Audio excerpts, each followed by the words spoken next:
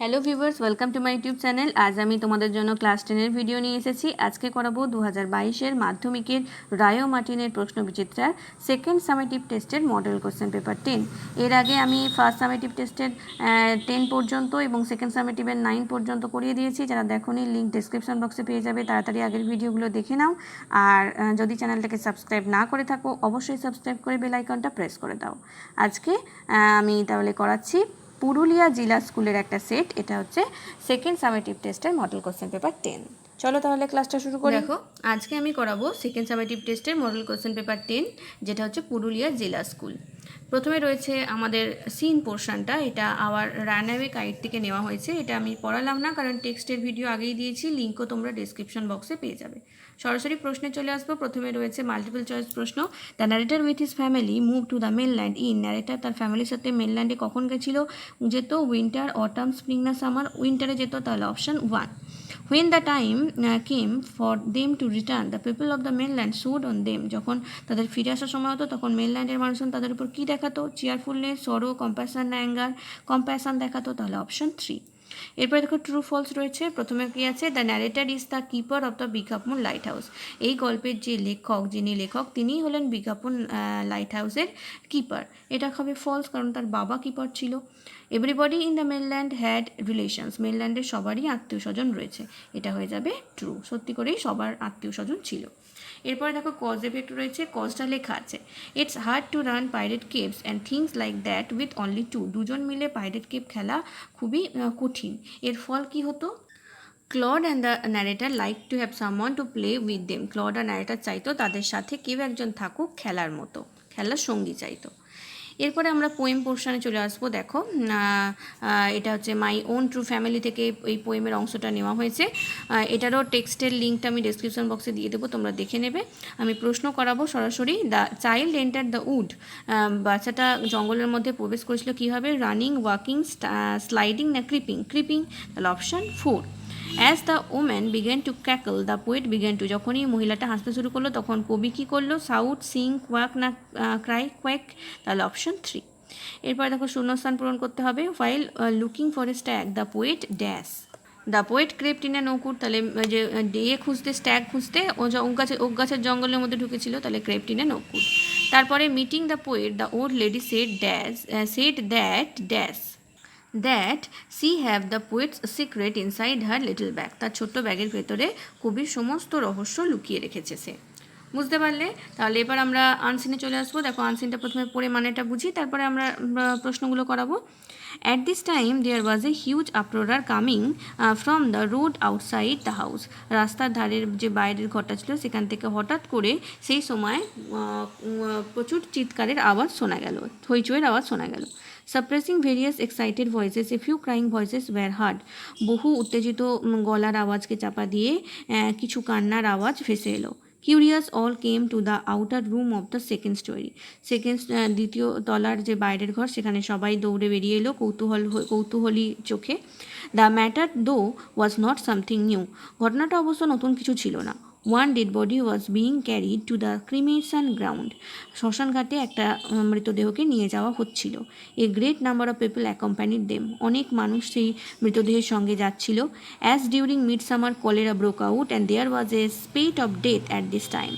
যেহেতু সেই মধ্য গ্রীষ্মের মাঝামাঝি সময় কলেরা প্রচুর পরিমাণে ছড়িয়ে পড়েছিল, তাই তখন মৃতের সংখ্যা প্রচুর বেড়ে গেছিল। Sounds of chanting came day and night. রাত দুপুর, রাত দিন সবসময় বিলাপ করার আওয়াজ শোনা যাচ্ছিল, কান্নার আওয়াজ শোনা যেত। But after evening this chanting turned to roaring. কিন্তু সন্ধ্যের পর এই বিলাপের আওয়াজটা যেন গর্জনের আওয়াজে পরিণত হতো। The drunkards went on inquiring about any recent death with the hope of getting items of intoxication. যারা মাতাল তারা নতুন কোনো মৃত্যুর হয়েছে কিনা সেই খুঁজে ঘুরে বেড়াতো, যাতে করে তারা তার নেশার সামগ্রী খেতে পারে, এই জন্য। There was a girl of 10 or 11 years of age following the dead body. 10 or 10 বছর বা 11 বছর বয়সী একটা মেয়েও এই ডেড বডির মৃতদের পিছনে পিছনে যাচ্ছিল। She fainted at times and fell on the ground. সে বারবার মূর্ছা যাচ্ছিল এবং মাটিতে পড়ে যাচ্ছিল অজ্ঞান হয়ে। When people rush to raise her up, যখনই মানুষ তাকে তোলার জন্য দৌড়ে গেল, she threw herself away like a patient of hysteria রোগীর মতো সে নিজেকে ছাড়িয়ে নিল। Her entire face was smeared with sindoor, তার গোটা মুখ সিঁদুরে ভর্তি ছিল। টেকেন ফ্রম সুনীল গঙ্গোপাধ্যায় সেই সময়, সুনীল গঙ্গোপাধ্যায়ের লেখা সেই সময় থেকে এই অংশটা নেওয়া হয়েছে।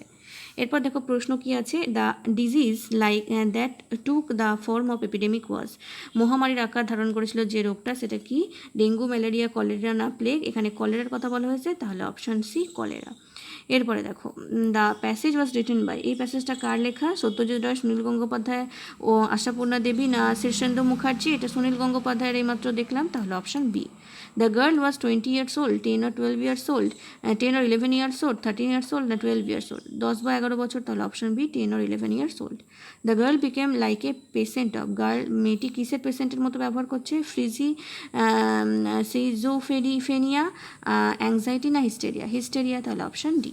এরপরে ট্রু ফলস আছে, প্রথমে রয়েছে all the dwellers came to the first storey, সবাই ফার্স্ট স্টোয়ারিতে চলে এসেছিলো, এটা হবে ফলস। আর এটা সাপোর্টিং সেন্টেন্স, এই লাইনটা এই যে curious all came to the outer room of the second স্টোয়ারি।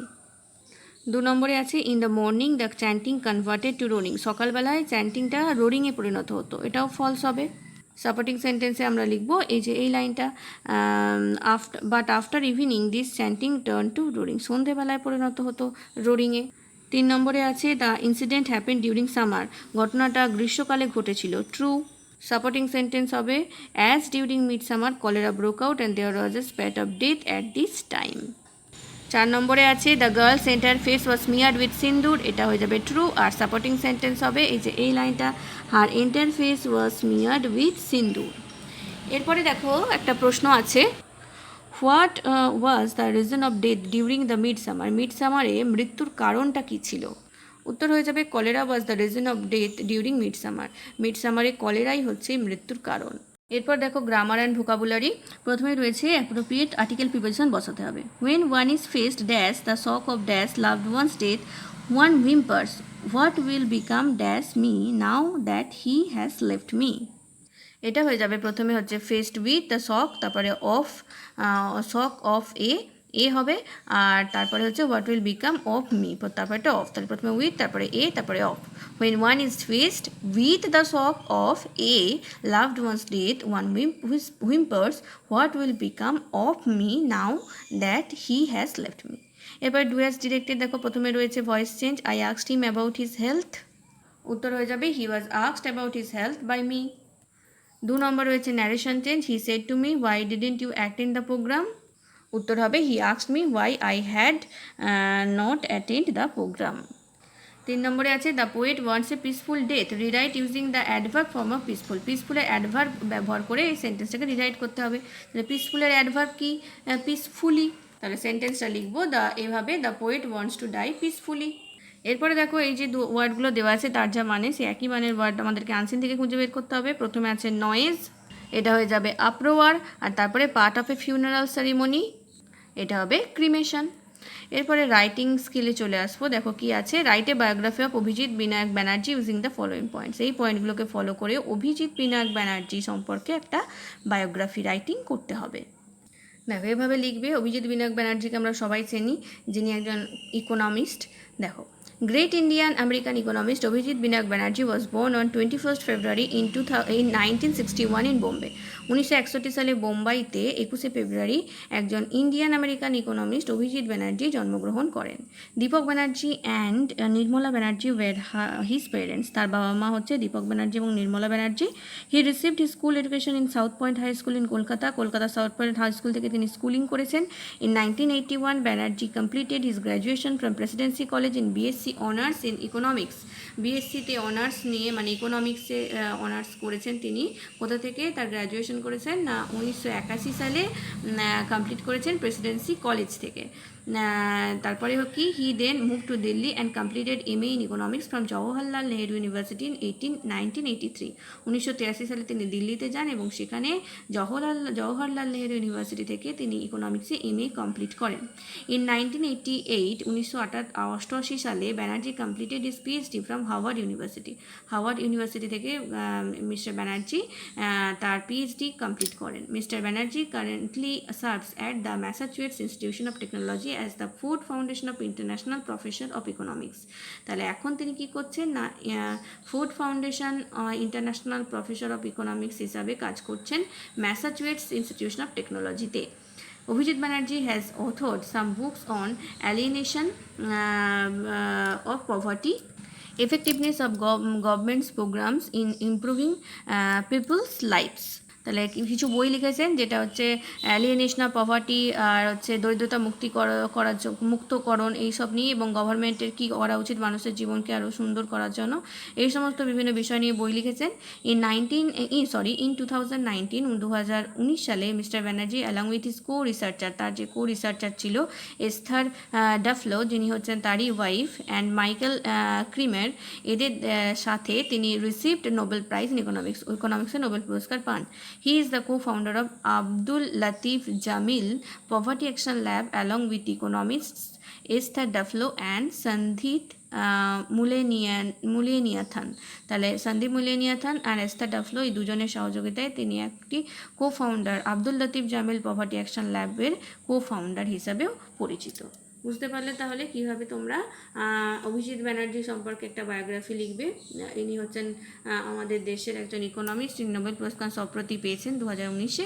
তো এটাও কিন্তু খুব ইম্পর্টেন্ট। তোমরা এভাবেই ভিডিওগুলো ফলো করো, তাহলে আস্তে আস্তে প্রত্যেকটা ইম্পর্টেন্ট প্রশ্ন রাইটিং সবই হয়ে যাবে। আজকে আমি সেকেন্ড সামেটিভ টেস্টের মডেল কোশ্চেন পেপার 10টা কমপ্লিট করে দিলাম।